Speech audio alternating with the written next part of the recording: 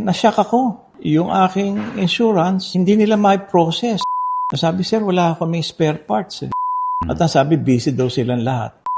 Alam mo yung electric vehicle pala, pag nagloko, putya, hindi ka makakalabas doon sa kotse, ilalak ka. Hindi balansyado daw yung power ng baterya. Hindi naman ginagawa dahil walang spare parts. 15 na raw na ganyan ang problema, ha? Parang siguro mga Diyos, cannot be reached sila.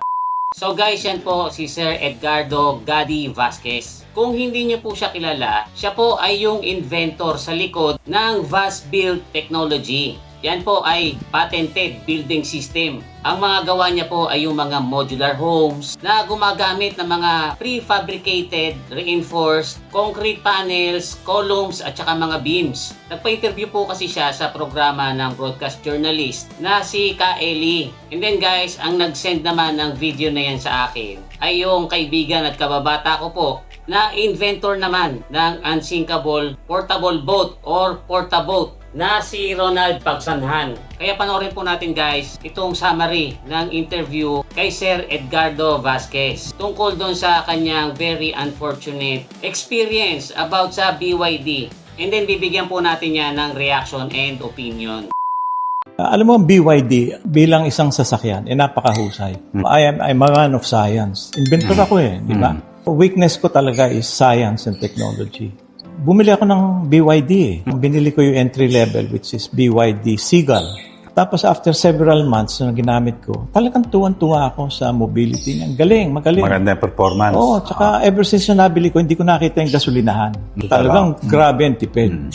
So sa ganda, binilang ko rin yung anak ko ng isa, Atto 3. Na electric, full electric din. So guys, dahil sa sobrang natuwa itong si Sir Edgardo dun sa nabili niyang BYD Seagull, ay ibinili niya rin yung anak niya pero BYD Atto 3 naman.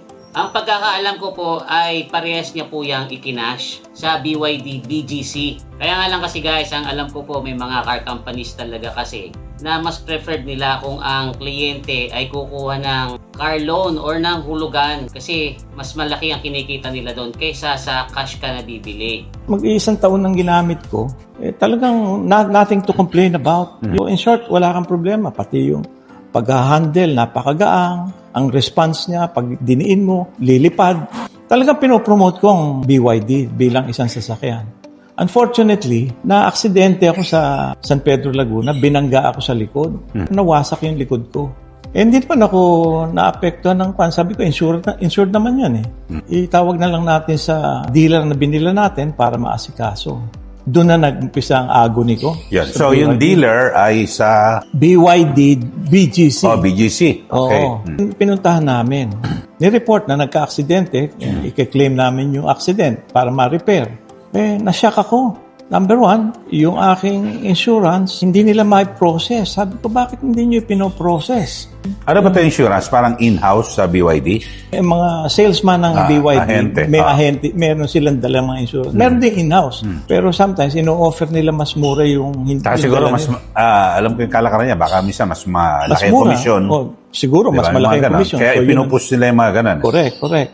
So, nung kine-claim ko, hindi ma-process. Sabi ko, bakit ganyan? Ang binigay sa akin ng repair document, yung Atto 3. Sabi ko, ba't ibibigay yung Atto 3? Seagull lang nabangga.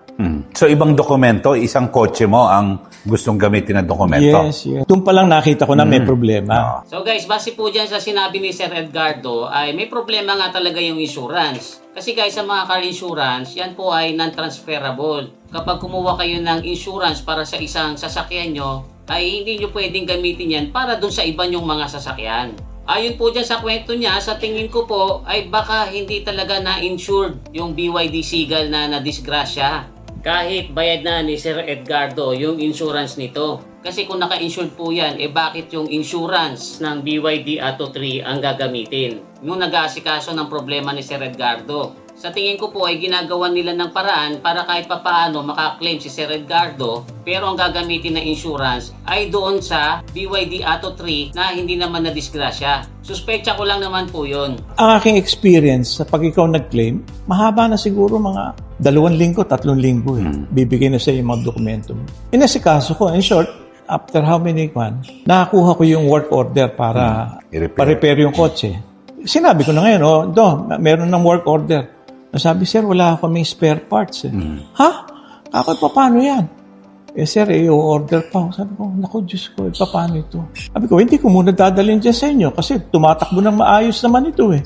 Dadalhin ko na lang dyan kung talagang Kung nandiyan na yung pyesa. nandiyan na yung pyesa. Umabot na naman ng 2 buwan na, no? Sabi nga, nandito na ho yung pyesa. O sige, di padadala ko na niya. Hindi ho dito, mas mabilis ho ang repair sa BYD Makati. Ito naman po yung pangalawang problema. Ang tagal bago dumating yung pyesa. Inabot na ng 2 months. Ang di nga lang po malinaw sa atin ay kung anong pyesa itong in-order pa sa BYD China. Siguro may mas malaki kasa nila ron siya, no? Siguro. Pero siya. nakita ko. Tsaka, alam mo, I have to tell you, Eli, ang mga tao sa BYD Makati, mababait. At lagi kang tinatawagan, ini-inform ka. Ina-update ka. Ina-update ka. Which I never got with BYD BGC. So guys, dito nililinaw naman po ni Sir Edgardo na hindi naman mismo yung BYD ang problema niya. Kung hindi yung dealership na kinuha na niya nitong Seagull, which is BYD BGC. Base po dun sa kwento ni Sir Edgardo ay kulang na kulang po itong BYD BGC sa after sale service. Kaya nga nililinaw din po ni Sir Edgardo na yung sa BYD Makati naman, kung saan niya dinala yung Seagull niya para gawin, ay very accommodating naman. Ang BYD BGC, tinatawagan ko na gusto kong makakausap ang isang responsible na officer to talk to them about the problem, no? Kasi they have to know what's happening on the ground.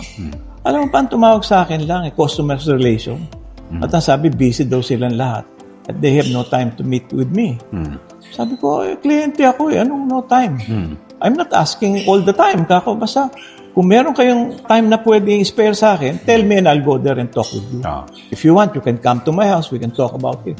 Alam mo, Eli, up to this time, they never called me. Anyway, balik tayo doon sa BGC Makati. Nung binalik ko, nagloko naman yung electrical ng kotse. Alam mo yung electric vehicle pala, pag nagloko, hindi ka makakalabas doon sa kotse, ilalak ka. So, napakadelikado rin pala. Oo, kanya dapat pala, gaya ng binigyan ako ng anak ko ng isang parang martilyo. Pag ginon mo, mababasag yung salamin. Salamin para makalabas. Para makalabas. So, papunta na ako doon sa may Makati BYD. Tumigil yung kotse. Ang daming mga nakasulat, pull over, there will be an emergency stop, ganyan. Talagang nag-lock. Dinala ko na sa BYD Makati. Tapos sinignan nila, sabi niya, hindi balansyado daw yung power ng baterya, ito. In short ka ako, hindi na yan fault ng kotse. Hindi na yan fault ko na aksidente. Alam ko merong warranty na 8 years. Pero ang binabanggit dyan, dapat bago nila inirelease yung kotse, ibinilik sa'yo, dapat talagang planchado at di ba garantisado? Oo, tama yun. Kasi nung nilabas ko, happy na ako after tatlong buwan na So guys, ang pagkakaintindi ko, bali lumalabas na 3 months inabot bago matapos gawin yung BYD Seagull ni Sir Edgardo. Kaso nung inilabas niya na ito at ginagamit niya na, nagkaroon naman ng ibang problema.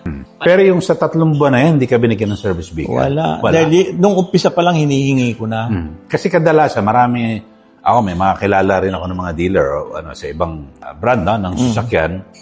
Pag alam nilang aabot ng mga 1 buwan, bibigyan ka ng service vehicle. Ipakonsuelo lang yan Tama. Palibasa guys ay puro second hand cars ang mga binibili ko mula pa noon. Ay hindi po ako naka-experience talagang magpagawa ng sirang sasakyan sa kasa. Kaya hindi ko po alam kung ano ang protocol nila tungkol dyan. Doon sa mga nakakaalam, paki-comment nga po sa baba kung nagpo-provide po ba ang mga kasa ng service vehicle kung sakaling yung sasakyan na ipagagawa nyo ay aabutin ng months bago mayari. Tama. Halimbawa, ikaw cash ka pero halimbawa yung iba, halimbawa hulugan, tumatakbo ang bayad mo buwan-buwan tapos di mo nagagamit sa kaya. So, dihadong-dihado ka. Actually, Eli, simula nung nilabas ko yan sa Facebook, ang dami tumatawag sa akin ng mga may BYD sa probinsya. Umaabot daw 6 na buwan pa. Hindi nagagamit yung kotse.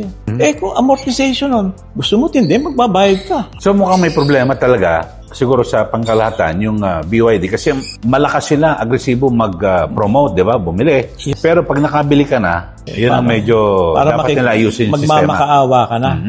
Katulad yung feeling ko, meron pa akong ibang coaching ginagamit. Pero ang feeling ko, parang kawawang-kawawa ako. Saka, siguro dapat ayusin lang yung sistema sa kabuuan. Kasi sabi mo, may tumatawag sa ibang probinsya na ganun din hanggang 6 months. Oh, tumatawag sila. Tapos, kahit sa Facebook ko, may mga comment na gano'n. Paano kaya yung malilit na tao? Inaasahan lang nila iyang makakatipid sa kanila na nasira. Ngayon, hindi naman ginagawa dahil walang spare parts. And I wanted to tell the executive of BYD, BGC, there's a problem and you have to solve this na makita nyo at yung mga client nyo hindi naman maging fall victim to this problem. Lalo na kako, yung mga nando sa probinsya na paano yan? Kung may 6 na buwan na pala kako.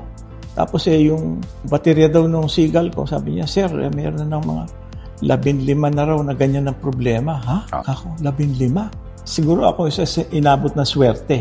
Yan ang mabigat ngayon. Ayon po sa salaysay ni Sir Edgardo ay nasa 15 daw. Yung mga BYD customers ang nasa ganyan ding sitwasyon na inaabot ng ilang months yung sasakyan nila na hindi nagagawa. Kaya kawawa nga naman lalo kung hulugan niyang kinuha, maghuhulog ka pa rin syempre kahit na ginagawa yung sasakyan mo dun sa kasa. So kung may nanonood po dyan na customer ng BYD na nasa ganyang sitwasyon na yung pinagagawa nyong unit ay inaabot na ng ilang buwan sa kasa, ay mag-comment po kayo sa baba at gagawan po natin ng paraan yan para maipahatid yung mga hinanain nyo. Pero meron mang warranty yan di ba? Ilang taon bang? 8 years 8 warranty. Di pwedeng palitan kagad, may problema. Ewan ko. Ano yung mga dapat siguro na i-correct? At siguro yung ating gobyerno, di ba? Halimbawa, DTI, yung maprotektahan yung mga consumers. Humihingi ako ng appointment din kay Secretary Roque na magkausap kami tungkol dito sa problemang ito. Dahil ang concern ko, hindi naman ako talaga. Ang concern ko yung maliliit na yung hard-earned money ipinambili yung mga para empleyado, makatipid diba? sila. Tapos abutin sila na indulto na 6 na buwan. Kawawa naman. I'm waiting for the schedule for a meeting. I'm not to create fights here. No? It's just that we have to realize there's something wrong and it has to be corrected. Again, I want to repeat, Eli, na ang BYD Makati Solar Group is very responsive. When ang trabaho lang nila is to repair the car. Ang dapat talagang iniisip ko, mag-asikaso sa akin, is yung binilang ko. Hindi ko makausap Parang siguro mga Diyos. Cannot be reached sila. Sabi ko, hindi pa ganun, magkukomplain na ako. So ayan na nga po guys, parang yung mga napapanood ko lang na mga video sa China na mga customer ng BYD doon na galit kasi unsatisfied sila doon sa nakuha nilang unit. Ang pansin ko nga guys, mas mabait pa nga tayo talaga mga Pilipino. May hinahon pa kahit na naaargabyado na. Di tulad ng mga Chinese na napapanood ko sa internet, talaga mga nilalabas nila yung galit nila.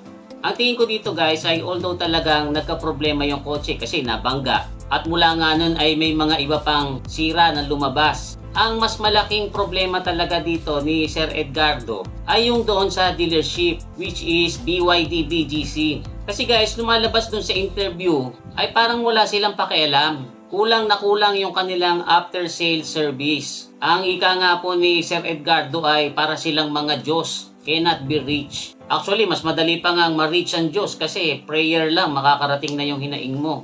Pero ito daw pong mga taga BYD BGC ay mahirap kausap. Kaya dumating na po sa point itong si Sir Edgardo na napuno na rin, nagpa-interview na at heto nga po binigyan tayo ng pahintulot para gamitin yung video ng kanyang interview.